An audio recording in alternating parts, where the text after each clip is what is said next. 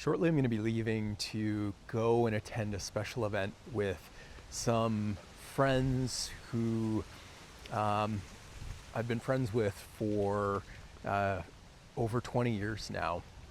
And I forged these relationships at a time in my life where, yeah, alcohol was a very significant part of my social life and kind of how I related, how I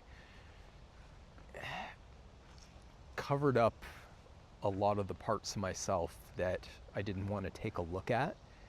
And it's been interesting. I mean, now, looking back 5 years, next week, it'll be since I had my last drink. And just getting together with friends from these eras has me think about, the different things that I put my attention to now. And the message that just came to me because I was sitting in prayer was it's prayer that takes me there. And what that means to me is that a lot of the ways and times that I used to use alcohol or drugs, I now substitute with prayer.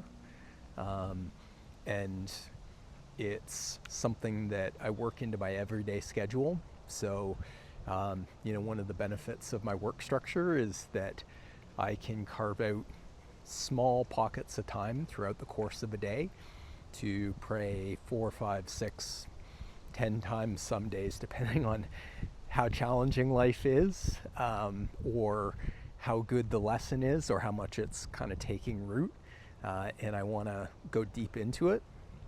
And it's what gives me this access to this life force energy that I now relate to as, kind of being in communion with God and spirit. But it's also what has me not feel drawn into kind of sourcing those types of experiences elsewhere through alcohol and drugs by escaping. Instead of escaping, I actually want to go in and get really close to, whatever it is that is here to be worked on. That actually feels compelling and attractive now that I'm getting better at figuring out how to have life come up, both the good stuff and the challenging stuff. And actually, good's not a good word, both the, joyful and challenging stuff, because there's no judgment on it. But how to, as stuff comes up, use each of these experiences to determine what I want to build on and what I want to release and be complete with.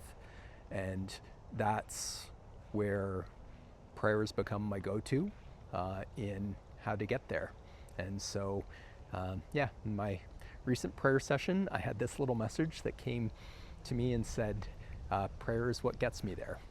And so I thought I'd capture this to record it because, it's been a key tool in my path to peace.